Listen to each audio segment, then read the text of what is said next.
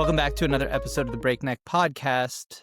You have Matt here with Ian, and today we want to explore image generation. I think everyone has been very excited about the seemingly, human level speech and all this, but I think a bigger impact, especially in the near term, might be image and video generation, where we've now crossed the line where most things that I would have hired a designer for are probably good enough now with image generation or video generation. So Ian has been doing quite a bit with these tools, with his design partners and things like that. So Ian, what's the state of the art now, and what's hot with image generation in the last few months? Yeah, let's even expand a little bit broader than image generation. Let's call it visual communication for a second.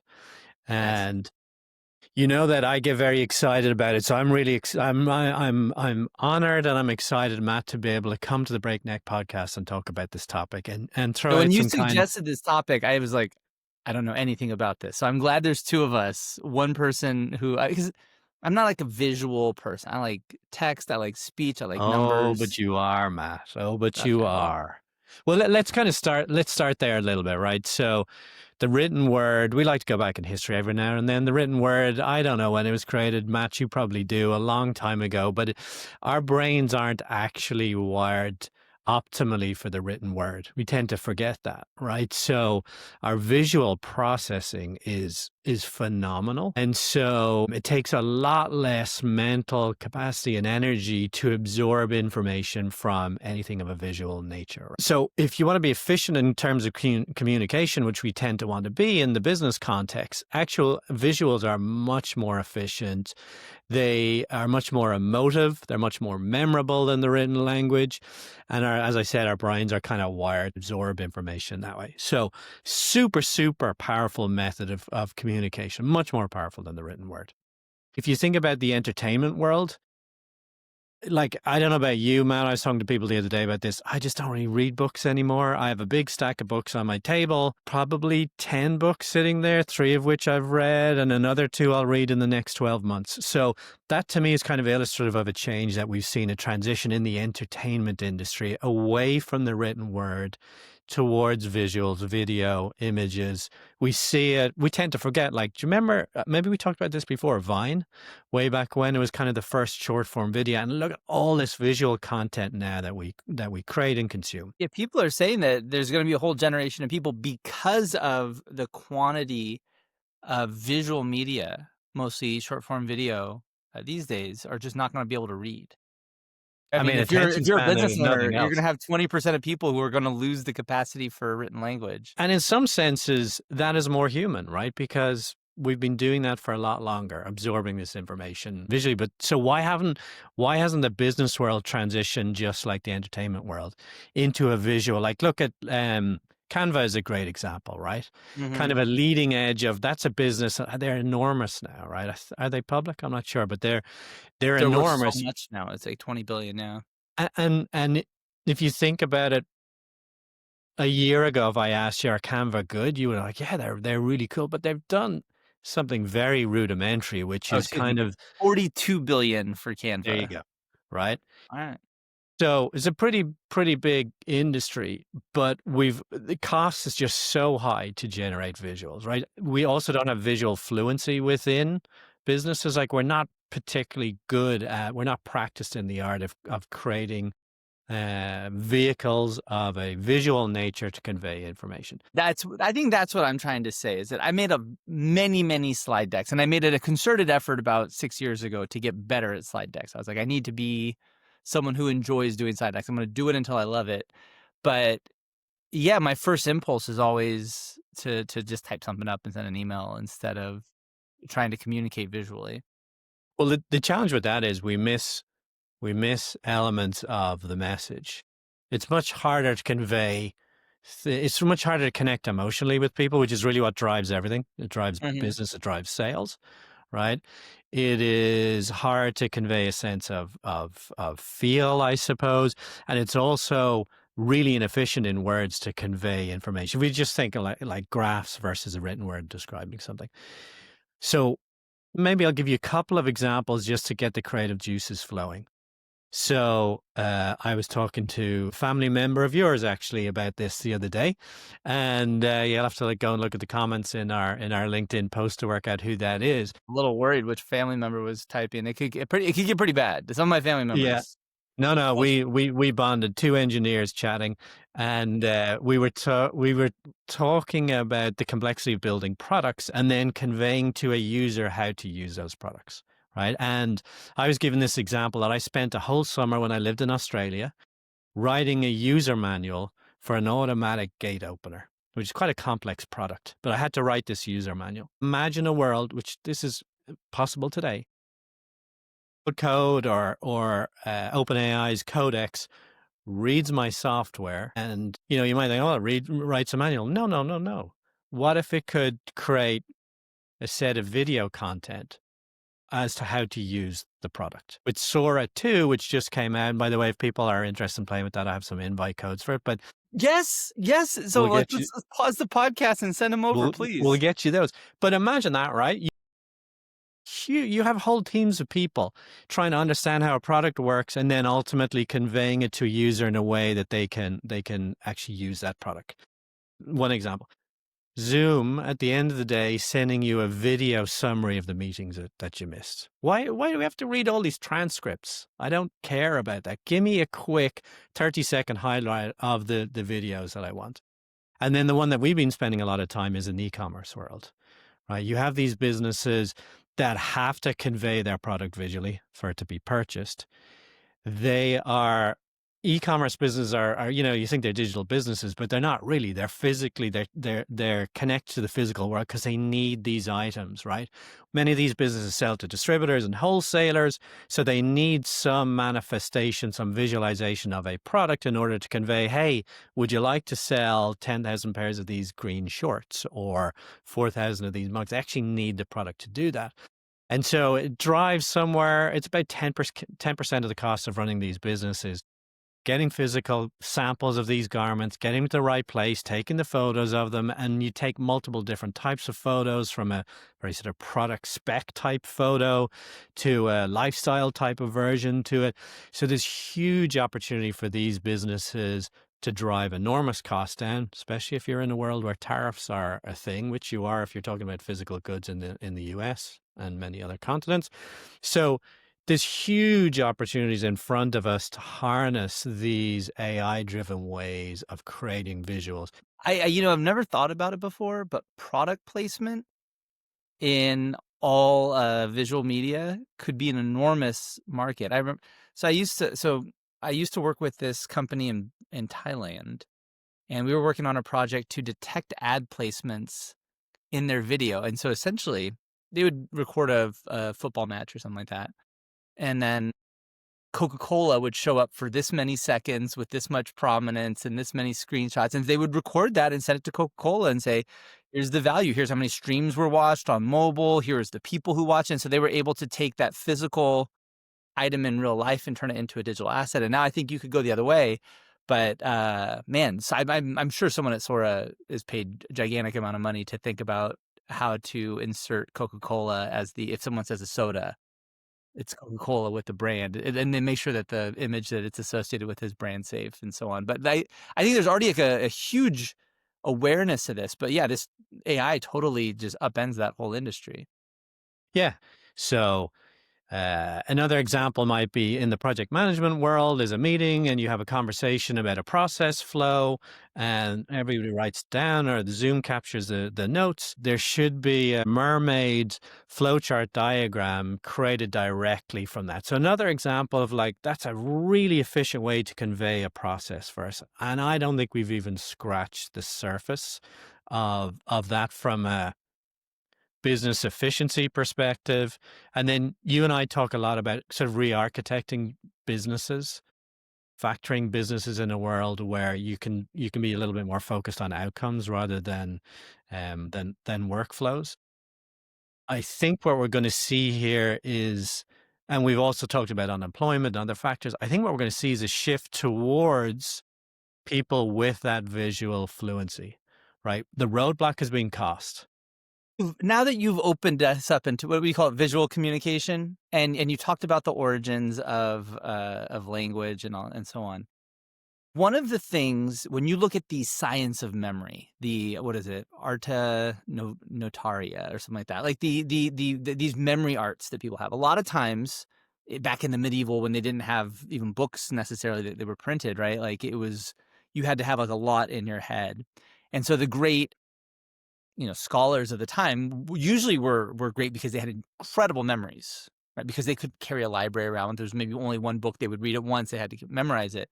And so a lot of effort went into creating visual maps of things. And I say that because one of my favorite books is The New Science by Giambattista Vico. And this is the front page of it.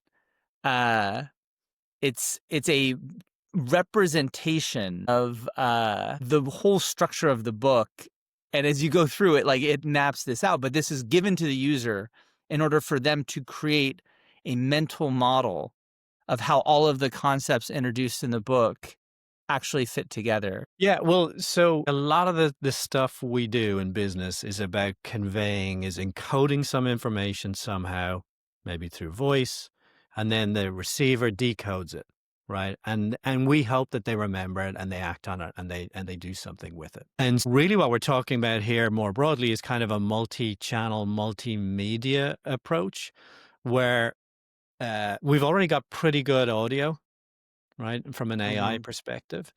But now what we're talking about is adding either video or imagery, and we have multiple, I don't know what the right language to call it, multiple channels that are encoded together, which makes them more memorable. So just to illustrate this point, I don't know this to be true, but I've always thought about music. Why biologically do we enjoy music so much?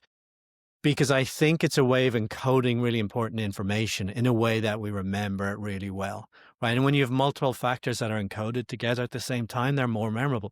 Sometimes, you smell something, you're like, oh, I remember that, right? And really what we're talking about is leveraging that now in business. We've been able to have a phone call. We've been able to have a Zoom call. We've been able to send an email at relatively low cost. But now what we're doing is we're adding in video and imagery, and we're adding in synchronized audio with that video. So now you have multiple factors, multiple dimensions that are encoded together, and the brain is just wired to receive them and respond to that in a more energized way. And there's a great Canva study which I'll put in the show notes that really talks about kind of the science and the study of that, and how I think one of the quotes I've written down here somewhere, which is they've proven that if you can make a document more visually appealing, it's 5 to 10x more efficient for the human brain to actually remember it. So we're really on the precipice of something I think really exciting. If just talking about product management, this isn't good product management, but it was a trend early in my career. We still released products. I don't think we really release product versions quite the same way. There's much more about continuous delivery. But then I remember it was just like these product managers would go fall over themselves to come up with like, depending on the year, it was like Marvel a few years or, big, the Godzilla monsters like Ghidorah and stuff like that. And they would all want to have like these structured set of, Thor and Iron Man. And then I remember one of our customers once did their whole office with Game of Thrones, but this was like season 5, so it was still real hot. And so they use House Stark. And I think just creating, instead of saying, okay, you need to remember that this group is called the Business Advanced Division for, XYZ, it's anodyne. You say, hey, this is Project Thor. Okay, I get it. Like, I get that. Now, it was overdone, in my opinion. But I think, like, what if there was just a video playing as you're ingesting this information that had a correspondence with what you were supposed to remember? That's how we do media when we want to do mass media, but the cost of doing that was extraordinarily high, and now it's free. You're making an extremely compelling case. It sounds like you're pitching somebody, because I'm pitched. I'm sold. I There need you to are. go back and Okay. Well, I I need to think do this. genuinely, I think you should be. And I think let's talk about, let's put our product hats back on and talk about, okay, great. That stuff that Ian said is kind of cool. What am I going to do with my product?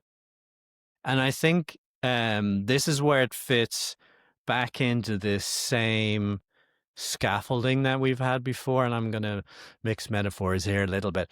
I really like this notion of kind of the human body, right? Where what we're designing is products to live in both a probabilistic and a deterministic world and deal with those. So the human body is designed to deal with gravity, right? That's deterministic. It's there.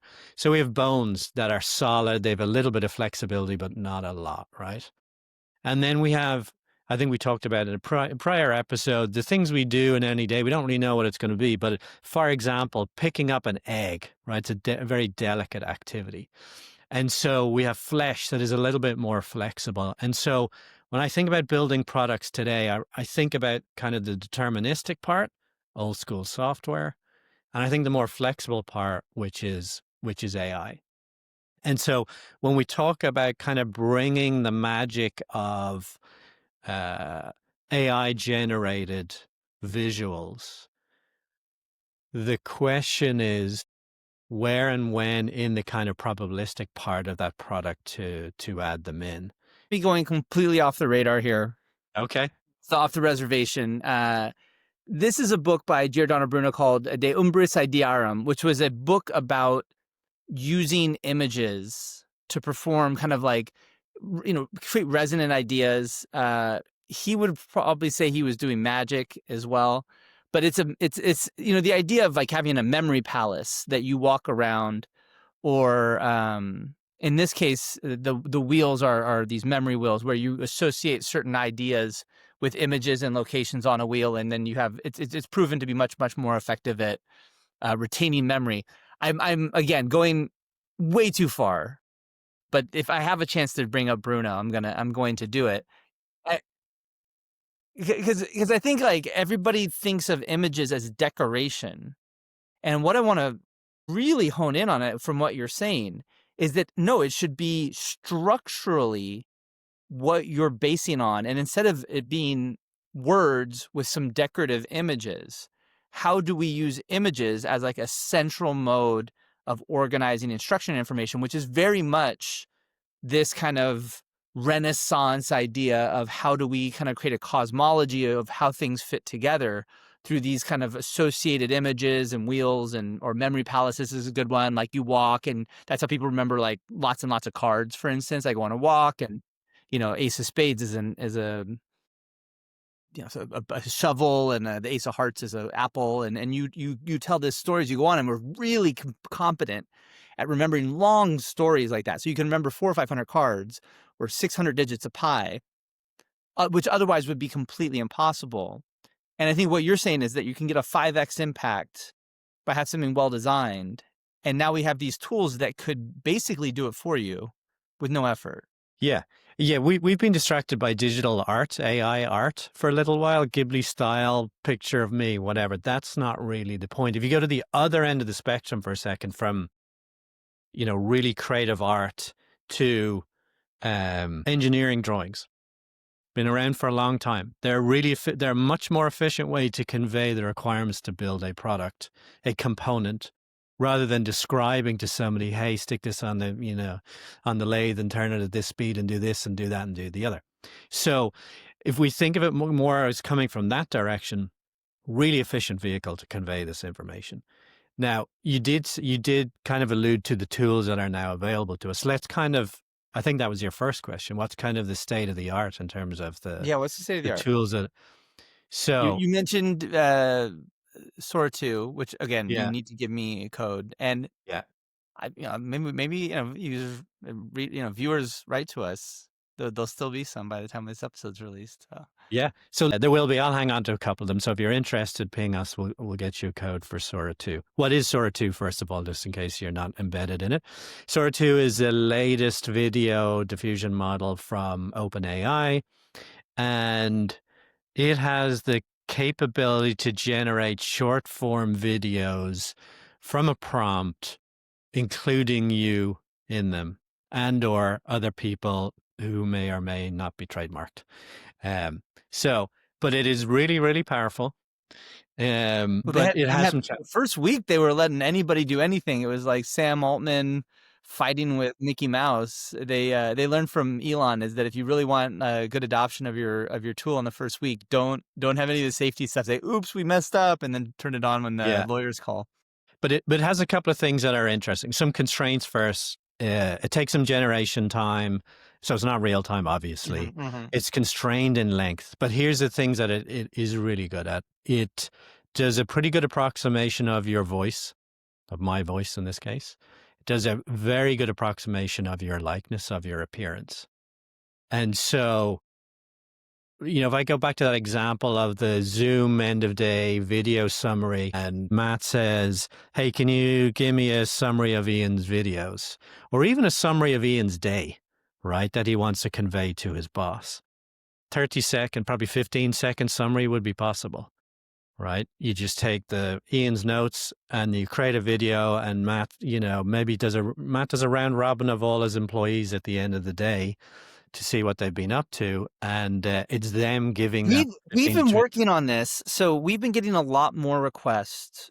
Packed, we have all this information about how projects are going, right? And one of the things that people want is they're like, well, I don't want all the information. I just want stuff that's relevant to me, especially as you get up the ladder to C-level and people like that. They don't want the whole picture. They say, give me, and the way people describe it is like, oh, a personal assistant, a chief of staff, something like that, who can give me, here's my day. So we've been building an agent that can not only, you obviously put this into video or words, but we've been building an agent that can have a conversation with you.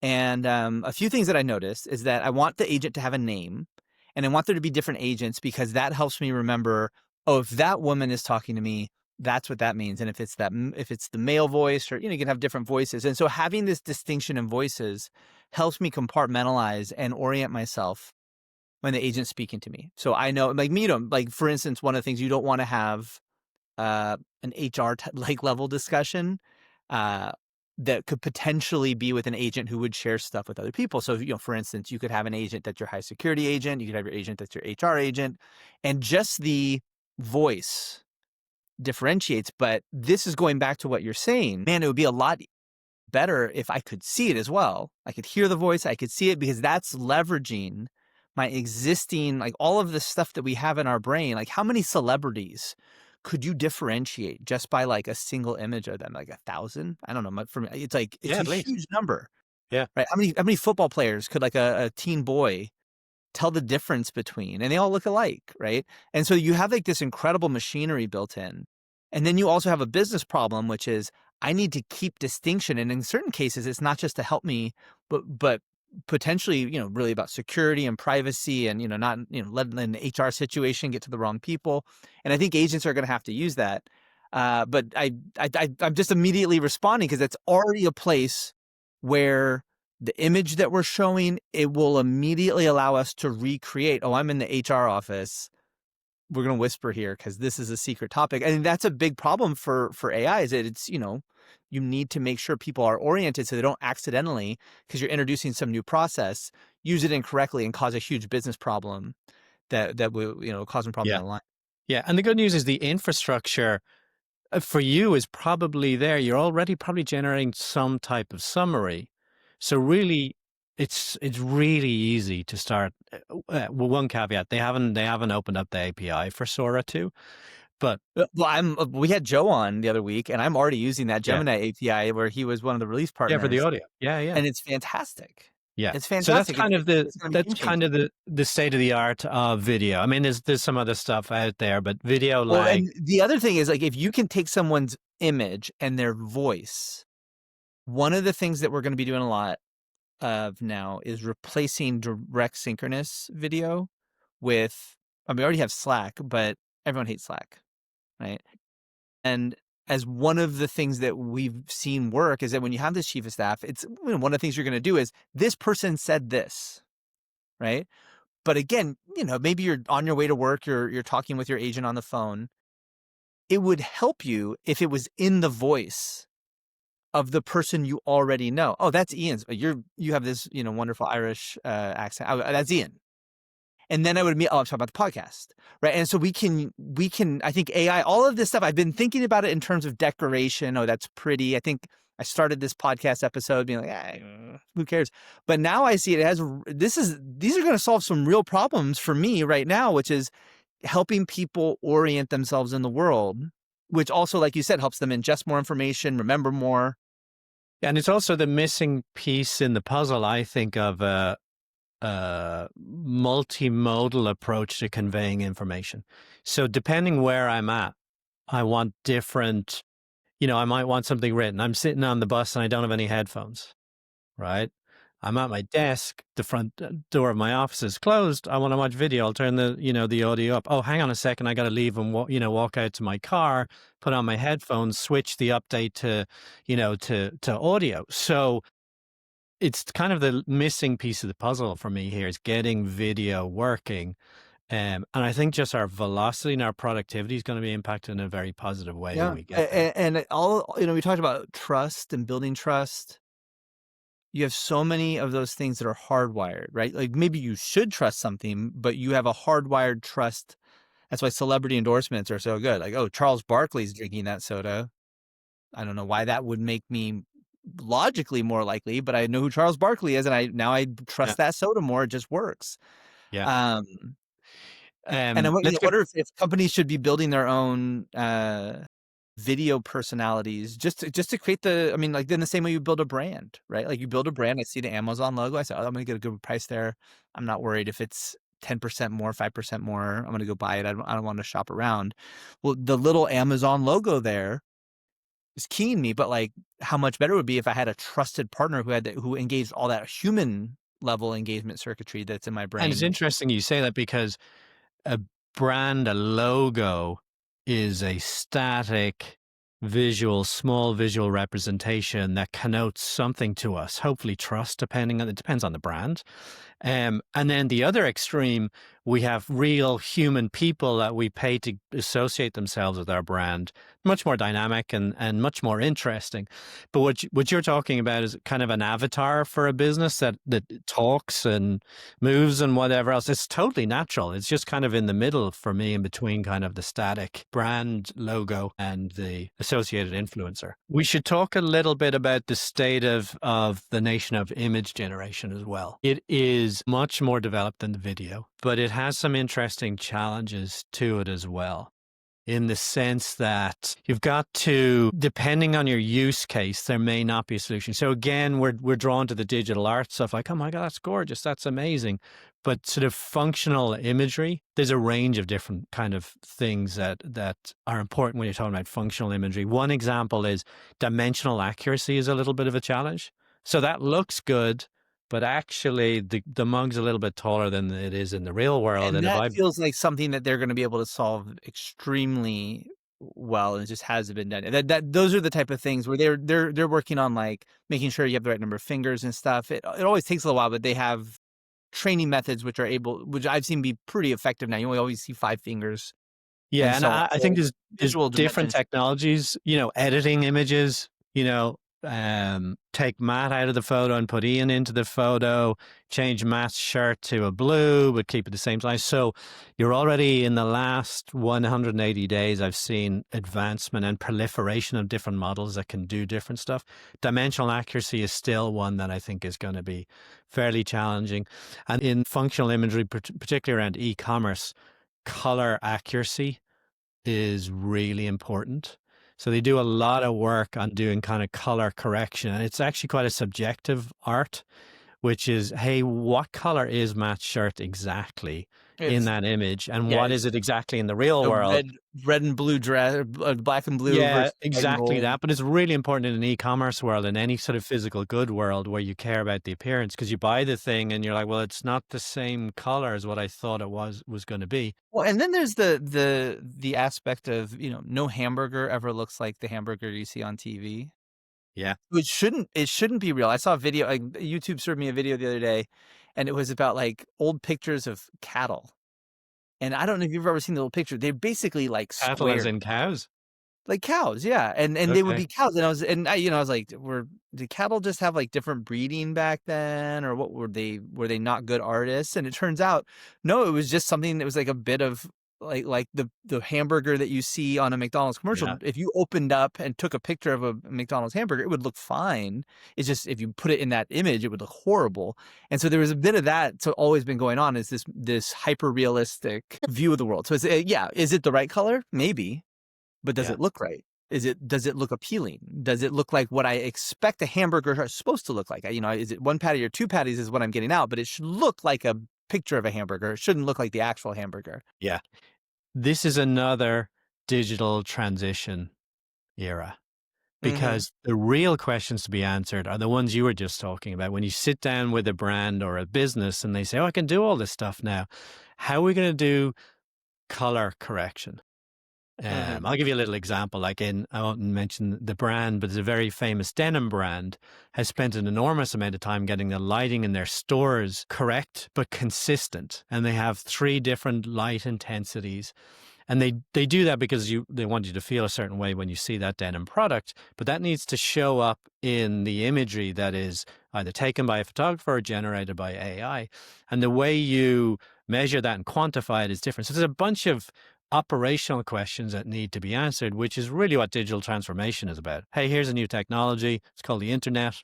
Oh, okay. How are we going to use this? And so, it's exactly where we were with all the prior technologies. Yeah, well, and you've really dropped some knowledge in this episode. There we go. When you pitched it enthusiastically, you're like, "Matt, we're doing image generation." I was like, "I don't know much, so I'm not bringing anything to the table." And I'm just floored. I'm excited about this now, There and you I'm go. really excited to get my Sora 2 code, which I'm saying Okay. it Well, on the podcast. I'm not waiting until afterwards to ask. I wanna put it in the get in podcast quickly. and hold you to There's a it. I want finite amount of them, but I'll see what I can do for you. Alright, well, let's talk about the things that we saw this week, and I got mine. I think you know what mine is, but let's d what Well, did you well, see this week? well, I've given it away. Mine was Sora too. It's just I've got so many ideas that I haven't shared with you. I've got side projects on side projects that I'm going to use Sora 2 on. So I'm pretty energized about it. Forget, by the way, I think it's been presented in the media as like Instagram Reels or YouTube Shorts full of slop. Yeah, maybe, but the power of the video generation is Alright, well, just this is this podcast has an audio version, it has a video version. Maybe we can have, like, a video episode where you bring some of the yeah. Let's do it. I wanna see it. Okay, well, mine is also OpenAI and possibly Sora related, which is Sam Altman wrote, I don't know, a 200 word, like a long tweet. Like he really went for it and wrote quite a bit. And at the end, the last paragraph, and he's like, "Oh, and by the way," he was talking about like mental health. He's like, "In the theme of mental health, we should really treat adult like adult." And so we're gonna be adding porn to the application. He didn't say exactly that, but that's what everyone took away from it, is they're gonna have adult content. And who knows what that means? It could be and it's like the Supreme Court said, "I'll know it when I see it." But who knows Yeah, what that actually means? But I think maybe.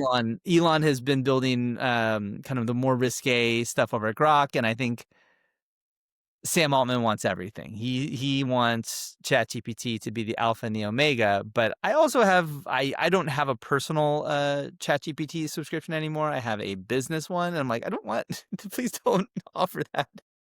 My business account. This is how you get in trouble. Separation of church and state, huh, Matt? Yeah, no. So again, they need to really, I think, start to make more decisions about, are they a consumer company or a business company. I think Claude has projected $26 billion in revenue for next year, which is like 5x growth, which, 5x growth for a startup's, whatever, but like a company that's already doing billions to grow 5x is these are astounding numbers. But I think, stuff like this is OpenAI. What are you? Are you a fundamental research lab? Are you a consumer company? Are you a business company? And they're going to have to start really reconfiguring their products, because you can't add not safe for work stuff into a business application. That just doesn't make sense. Yeah, there's it's a that consumer By versus business. definition, by the way, not safe for work should not go in your work product, like, by definition. That's Yeah. what that NSFW means, But the but whole you but it's a really good point. I mentioned it earlier, Andreessen Horowitz long form interview with Mr. Altman during the week, and he explicitly said we want to be your personal, not business, personal AI. So they seem to be leaning into the consumer, but I don't know. They're not going to run away from all that lovely business revenue either, which yeah, Anthropic and is the Ben Thompson racking had in. a good point, is that it's, Microsoft did the same thing, and Microsoft eventually became an enterprise company. But until you actually need to, why walk away from that revenue? Why Yeah, not, and I think the fact that they have so much happening and they have so many users, um, they might eventually become a consumer company, but why walk away from, all that other business when it's a race to who has the biggest share? And you might eventually have to split it off or divest it or shut it down or it's unprofitable. But until you get there, make that decision 10 years from now. yeah, exactly. All right, Matt. Well, that was a good one. Yeah, great episode, Ian. Thank you. All right. Well, let's wrap it there and we'll see everybody next week.